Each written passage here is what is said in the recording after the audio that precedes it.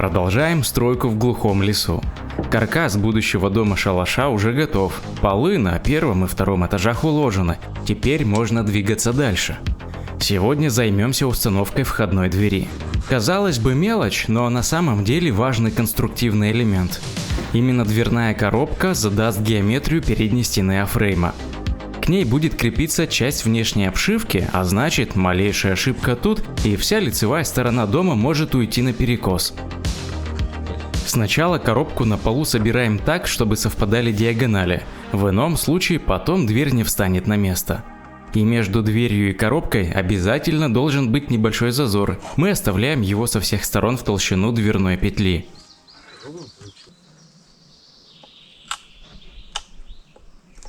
Сама дверь в новом А-фрейме будет немного шире, а стекла матовые, чтобы пропускать мягкий дневной свет, избегая попадания агрессивно ярких солнечных лучей.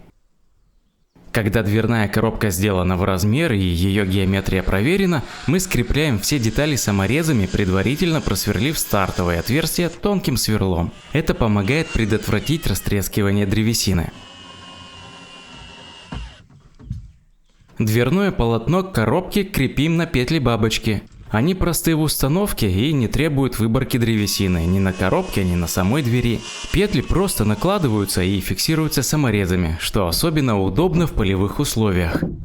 Когда все элементы собраны в единую конструкцию, перед финальной установкой обязательно проверяем работу двери. Она должна открываться легко, без зацепов и перекосов.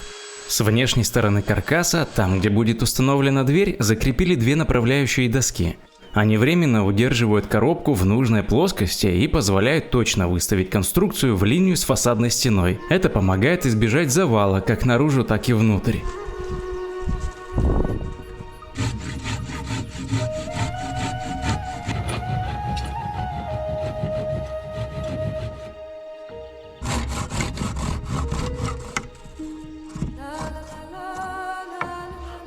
Усиливающий каркас собираем из досок. Сверху над дверной коробкой устанавливаем горизонтальный брус. Он свяжет два элемента А-образной конструкции, придав всей передней части дома дополнительную жесткость. В брусе сделаны пазы, чтобы он сел точно в плоскость фасада и не выступал за линией будущей обшивки. Сразу же крепим на саморезы дверную коробку в верхней части и внизу. В строительстве на своем лесном участке есть одно колоссальное преимущество.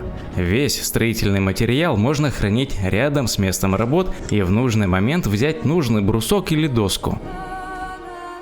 По бокам дверной коробки монтируем вертикальные бруски. Они устанавливаются в распор между верхним соединительным брусом и полом, усиливая дверной проем.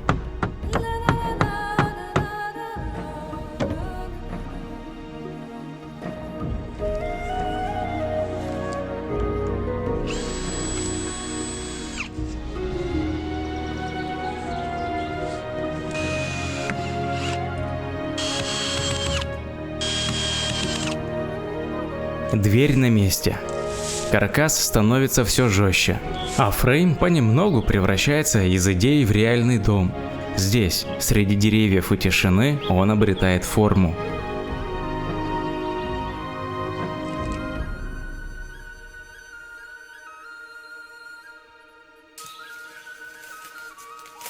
К нам в гости идет наш добрый друг Сергей. В руках у него ловушка для пчел. Приветствую. Добрый день. Доброе утро. Хочу предложить вам попробовать на вашем участке поселить пчел. Может быть, они примут вот этот маленький домик. Для этого надо ее еще чуть-чуть оснастить, то есть приманки сделать. Ну и, собственно, водрузить на вашу огромную сосну. И один нюанс, Денис. Тебе нужно переодеться. Темы пчеловодства мы коснулись совсем недавно, и пока наши знания поверхностны. Но один важный момент запомнили сразу. Пчелы не переносят запах репеллента. Это спрей для защиты от клещей. В этом году клещей особенно много. В одном из лесных районов, где мы расставляли фотоловушки, за 4 часа сняли с одежды больше 100.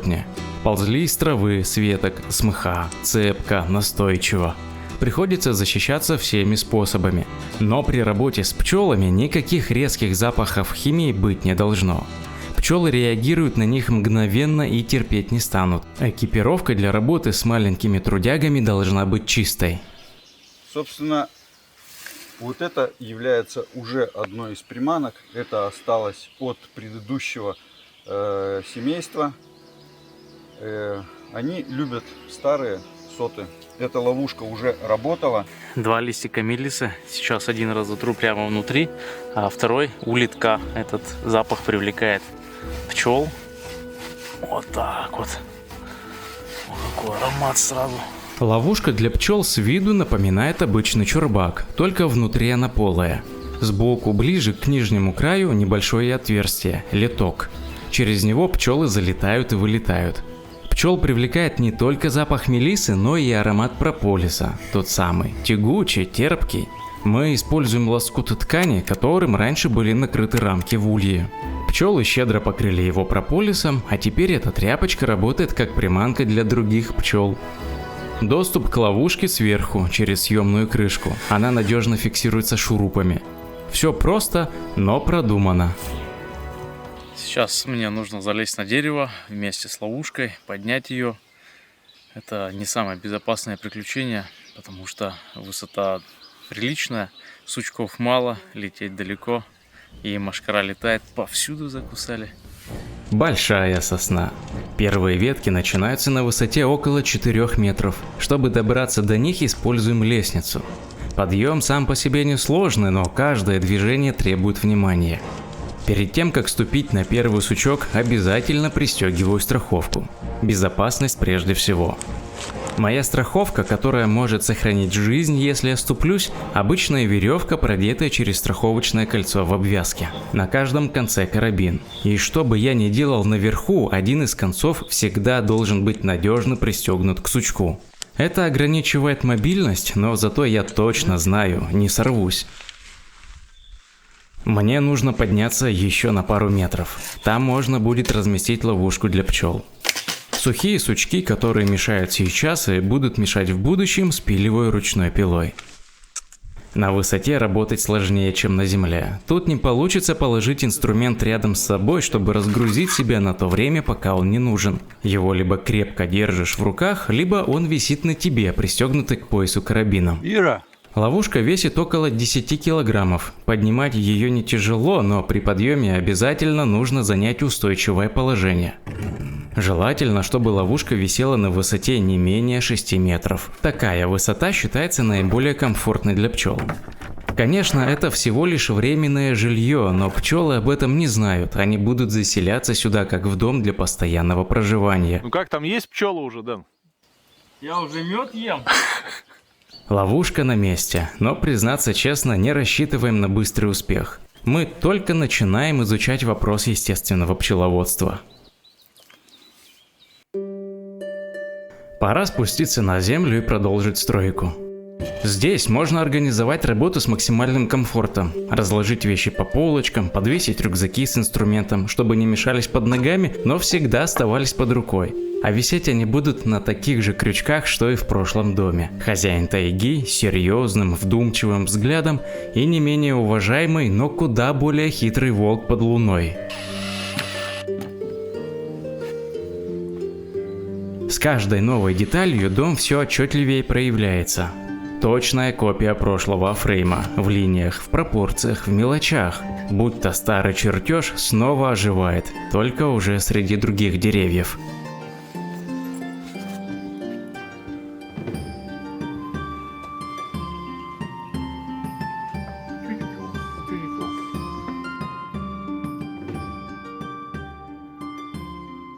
На первом этаже, прямо напротив двери, будет установлено большое распашное окно. Основная нагрузка ляжет на вертикальные стойки из бруса. Размещаем их симметрично стойкам дверного каркаса и также в заподлицо с будущей обшивкой задней стены. Каждую стойку крепим саморезами через доски пола к основанию дома. С внешней стороны А-образной конструкции добавляем направляющие. Они не дадут стойкам уехать в сторону и надежно зафиксируют всю опору для будущего окна. Дальше горизонтальный брус. Он ляжет поверх стоек и станет основанием под само окно. Принцип тот же, что и на фронтальной стене над дверью. В брусе выбираем паз, так чтобы он встал вплотную к К-образной конструкции.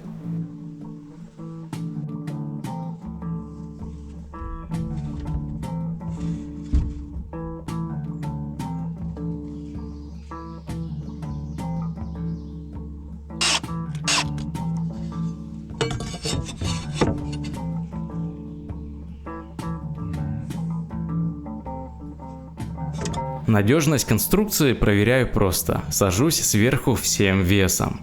Она даже не шелохнется, а мой вес раза в 4 больше веса будущего окна. Шатай раму. В детстве как-то я делал на турнике падение назад. Но здесь не рискну. Все ждут в нетерпении. Очень острые края. Руки могут не выдержать. И тогда будет самый смешной момент. Теперь можно устанавливать окно. Распашное, двухстворчатое, с форточкой. Оно точно встает на свое место. В старом доме форточки нам порой не хватало. В жаркую погоду, чтобы проветрить помещение, приходилось открывать окно полностью. Это было не всегда удобно. Теперь иначе.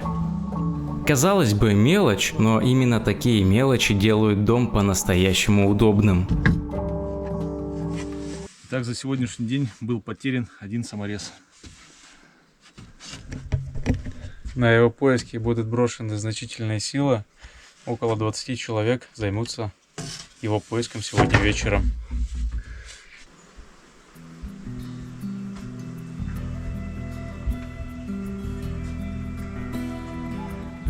Левая створка окна фиксируется 2 замками. Плотно, надежно.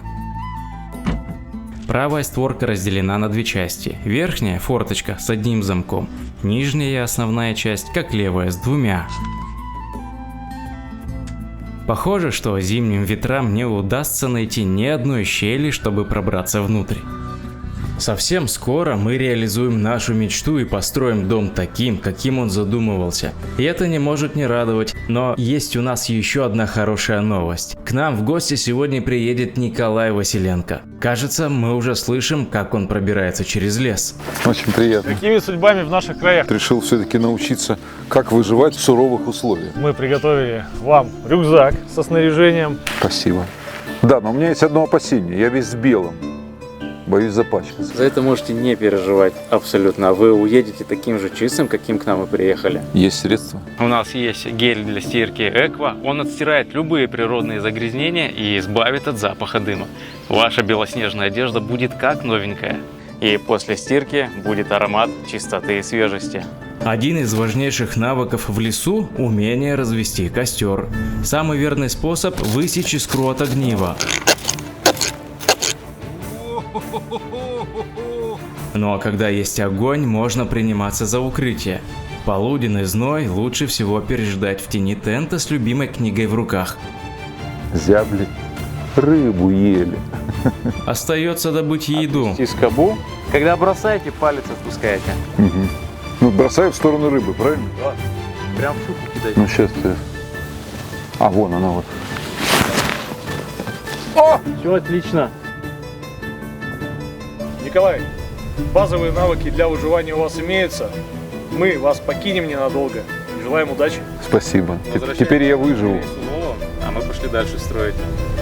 Спасибо, да. Я теперь знаю, как выжить. Ловушки поедем проверять? Да, давай съездим. Как там наша рысь поживает? Давай. В гористой местности мы установили больше десятка фотоловушек. Такую плотную сеть расставили с одной целью – максимально подробно изучить жизнь рыси в дикой природе. И сейчас у нас уже есть уникальные кадры. Уникальны они не только тем, что перед нами рысь, грациозная, молчаливая, осторожная. Главное, она снята в настоящей дикой среде, а не в заповеднике. Это важная разница.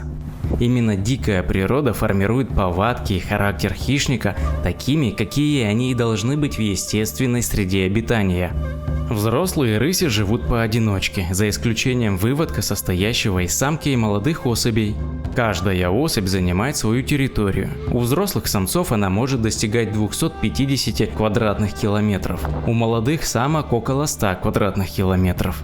Судя по записям, этот участок принадлежит взрослому самцу. Он попадался на камеры в разных точках. Свою территорию рысь метит уриной и фекалиями, и, как правило, делает это в одних и тех же местах. Обнаружить такую точку – редкая удача. Даже в заповедниках это считается большой находкой. Однако удача во многом зависит от подготовки. И как вы, друзья, уже поняли, к подготовке мы подошли со всей ответственностью. По записи видно, во время мечения задние лапы этого кота остаются прямыми, значит точно самец. У самок в такие моменты ноги согнуты. Для этого хищника здесь обилие кормовой базы. Это преимущественно зайцы и крупная дичь, как глухарь, а также рябчики и белки. Средний дневной ход рыси около 10 километров. Она скользит по лесу бесшумно, как тень, оставляя за собой только следы в снегу и редкие кадры на фотоловушках. Однако в нашей коллекции материала про рысь появилась уникальная фотография. Мы опубликовали ее в нашем телеграм-канале. Обязательно туда загляните, чтобы восхититься этой кошкой вместе с нами. Рысь – прекрасное животное, обогащающее окружающий нас мир. Ей можно любоваться бесконечно. Но пора возвращаться к стройке. Вернулись мы обратно на закате дня. Воздух уже начал стремительно остывать, и над деревьями легла прозрачная дымка вечернего холода. Браться за стройку поздно, а вот за ужин самое время. У нас есть немного картофеля, и если следовать рецепту, которого мы решили сегодня придерживаться, его нужно очистить. Я удобно расположился у костра. Яркое пламя щедро делится теплом, а дым отпугивает комаров и мошек, которые под вечер вышли на охоту и кружат рядом. Очищенный картофель тонкими кусочками нарезаю и следом берусь за бекон. По размеру кусочки должны быть чем-то средним между крупными и мелкими, чтобы не пересушились на сковородке и в то же время подрумянились как надо. И, конечно, лук. Его я не щажу, мелко раскрошил 2 топорами, метод быстрый, по походному, а в конце аккуратно раскатал острым лезвием. На разогретую сковороду немного сливочного масла и потом туда бекон, жарится. Кусочки начинают шкварчать, вытопленный жир растекается по дну, и вот он уже прихватывается легкой корочкой. К этому моменту добавляю лук и оставляю на среднем огне. Пусть томится, отдает аромат. Почти все блюда из картофеля хорошо сочетаются с сыром, а сыр мы любим. Добавляем сразу 2 вида – маасдам и пармезан, пропущенный через мелкую терку.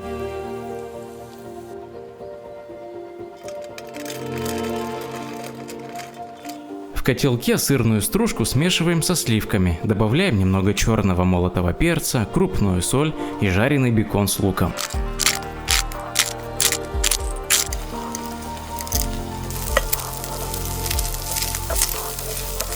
Все хорошенько перемешиваем. Запах уже стоит такой, что проголодался бы даже тот, кто еще минуту назад не думал о еде. В этой заправке обваливаем ломтики картофеля, затем выкладываем их в чугунный котелок, вываливаем остатки заправки и ставим все на огонь.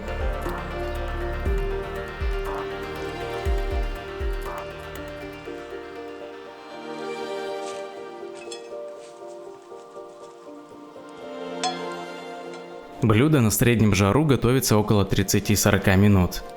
Время ровно столько, чтобы не спеша посидеть у костра, послушать лес и просто отдохнуть. Запеченный на костре с легким дымком картофель в заправке из сливок, обжаренного бекона с луком и 2 видами сыра сытно и невероятно вкусно. Сверху образуется легкая румяная корочка, которая придает блюду особый оттенок вкуса. А если под рукой найдется немного свежей зелени, будет еще лучше. Приятного аппетита, друзья!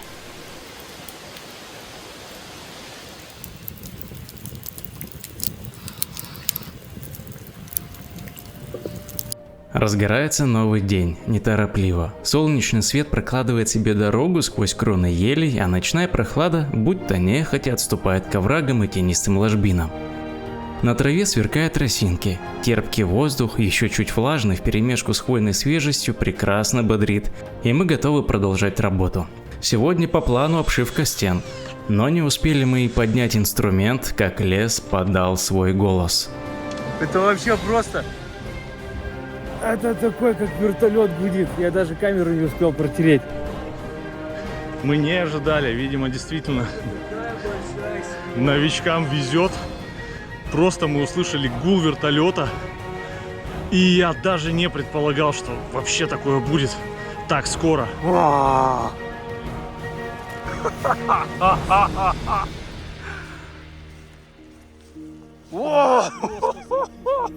Просто сойти с ума. Просто сойти с ума. Так ты посмотри над нами, сколько их летает. Это вообще, я даже не знаю сейчас, что нам делать, как нам строить. Мне остается надеяться, что нас здесь сейчас не съедят и туда не унесут.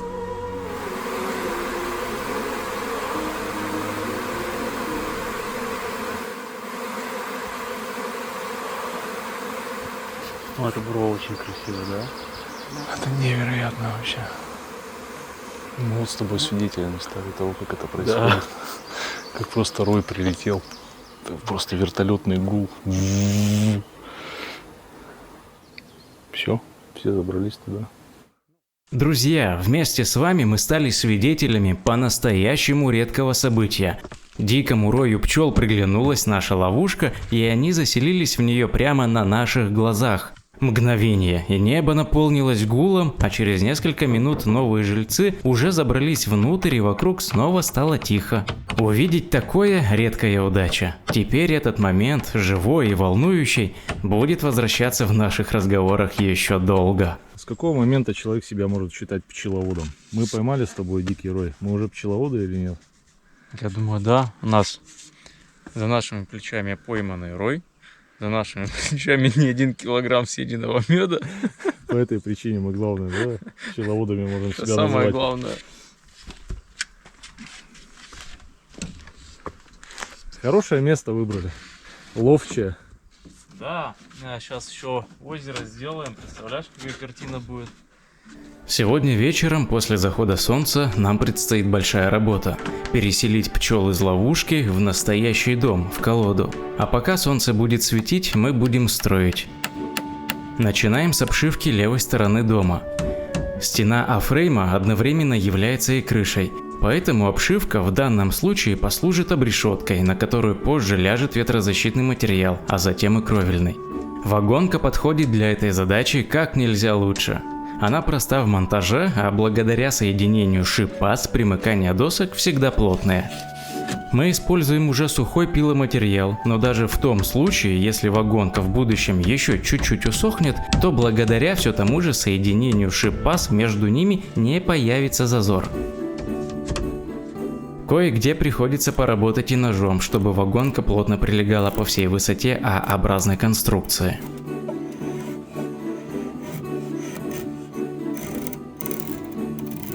Длина вагонки 3 метра, такая же, как и длина дома. Она ложится в аккурат от края до края. Нам остается только закрепить ее гвоздями, и можно ставить вторую доску. Работа идет быстро, мы только и успеваем приносить новые доски. В лесу тихо и по-летнему спокойно. Легкий ветер струится между деревьями, шелестит верхушками елей, словно переговаривается с ними о чем-то своем. Где-то в тени посвистывает рябчик, а с противоположной стороны в глубине леса неспешно, с чувством меры, отстукивает дятел. Эти звуки будто фоном ложатся под наше дело. Все складывается в единый ритм. Природа строит свою симфонию, а мы свою.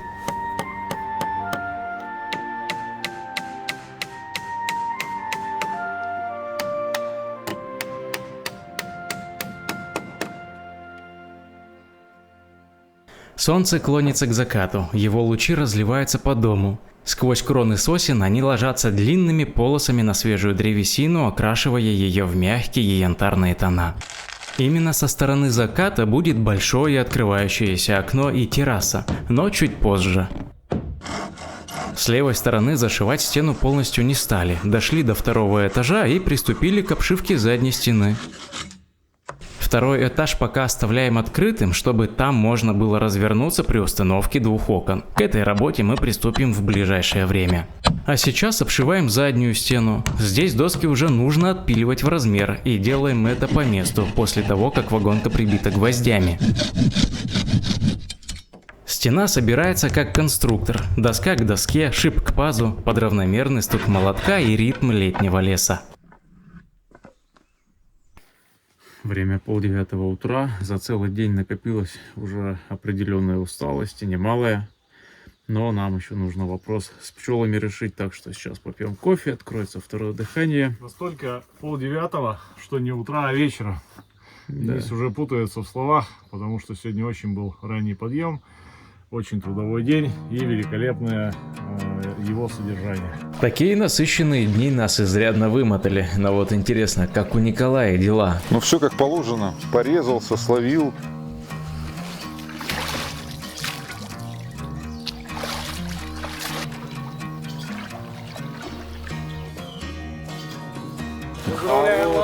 Речка такая классная. Спасибо вам, прямо вот. Как говорится, с полем. Да, все вы меня научили вообще.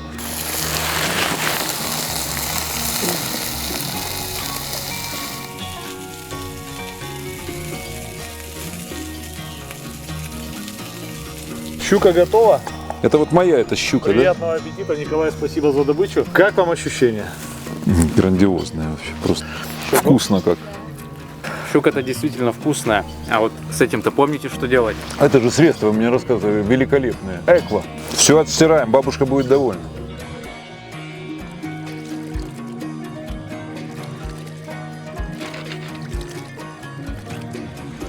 Ну что сказать, сегодня весь день выживал в лесу. Добывал еду, разжигал костер.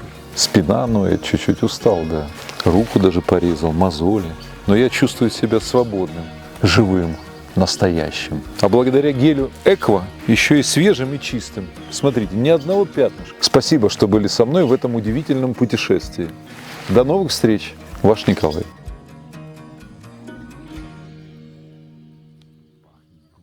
Тишина леса к этому часу становится особенной, как будто все замирает, ожидая покоя. Кажется, пчелы тоже заканчивают свой трудовой день. Ну, а нам еще предстоит большое дело.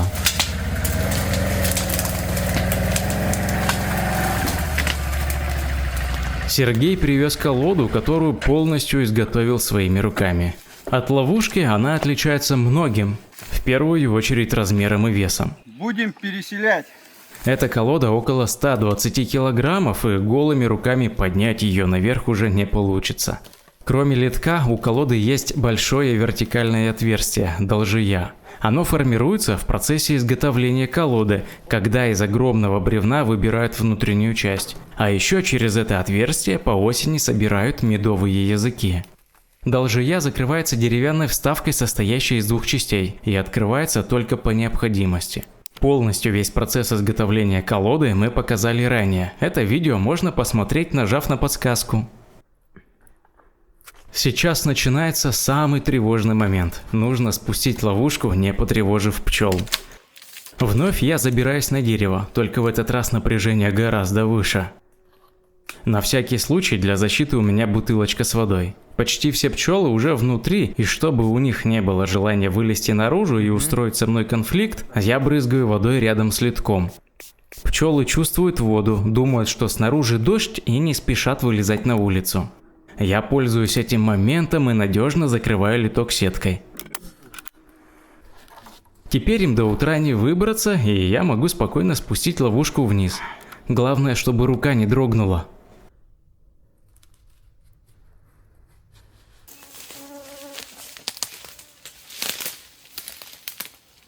Держу. За сегодняшний день пчелы уже успели облетать округу, сделать в своем природном навигаторе незримую привязку к ловушке. Это тонкий механизм, отлаженный самой природой. И пчелы не любят, когда приходится перенастраивать систему навигации, выстроенную по солнцу, теням и запахам леса.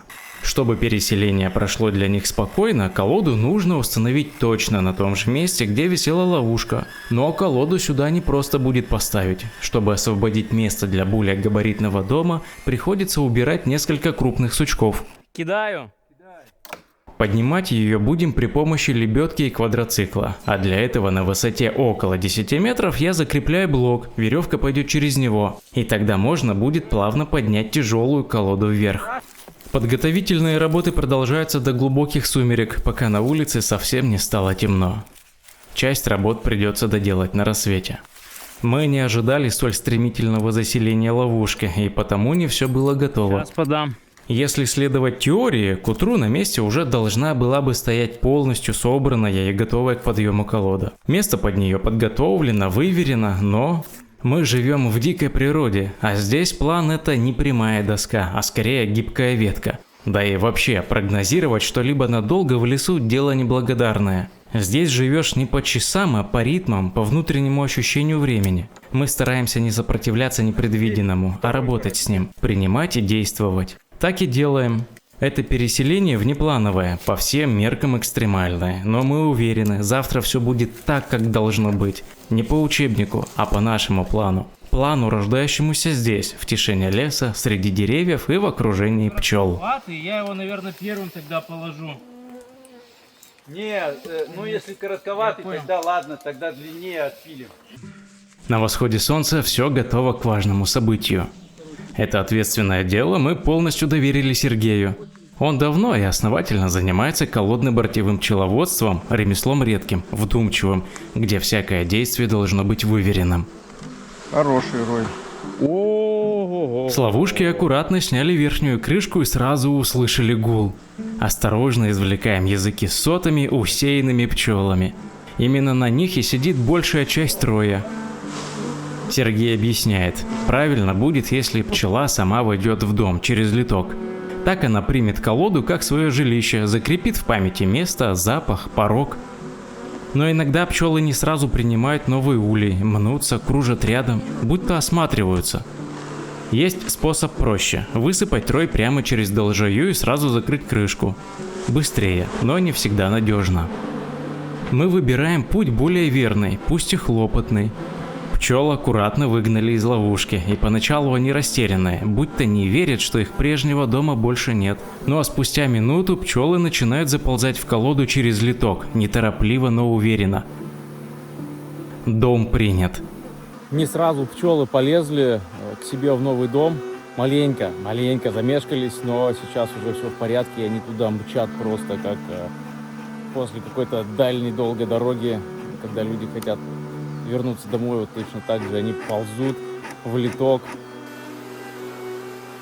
Колодино-бортевым пчеловодством Сергей живет уже не первый год. Такое пчеловодство считается естественным, без рамок, без лишнего вмешательства. Пчелы живут как задумано природой.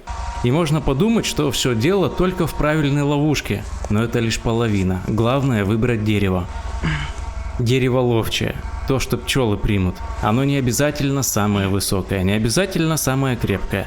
У него должна быть своя примета, своя притягательность, понять которую может только пчела. Никакие приманки не помогут, если дерево не подойдет. И нам повезло. Ловчее дерево растет прямо на нашем участке. Здесь, в самом сердце леса, пчелы выбрали его сами. Аро! Еще чуть не опусти! Вот буквально.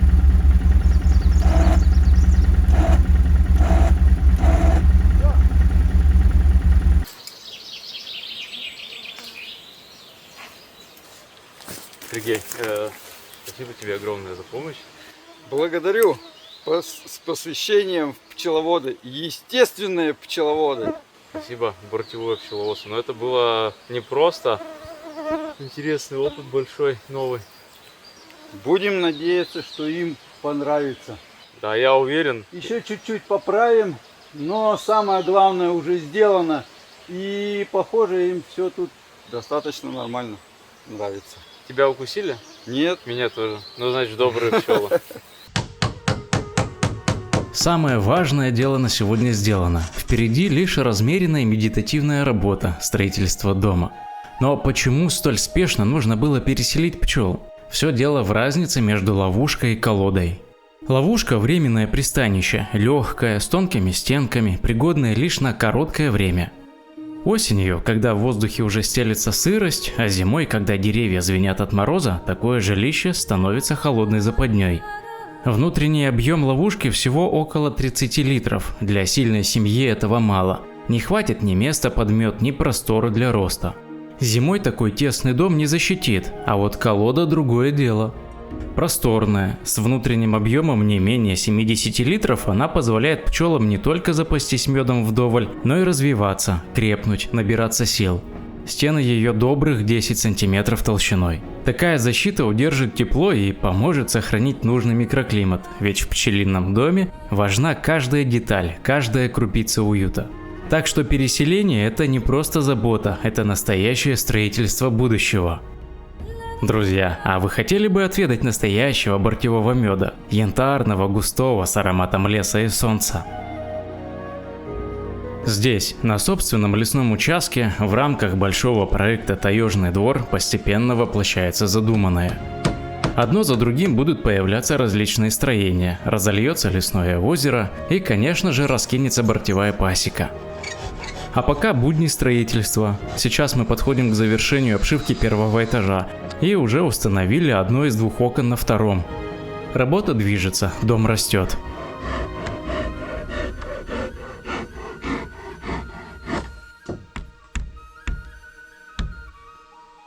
День сегодня разыгрался не на шутку. Жара стоит будто в раскаленной бане. Воздух дрожит, солнце палит без пощады. Так и тянет укрыться в тени ближе к прохладе и воде. Дело идет. К счастью, неподалеку есть подходящее место.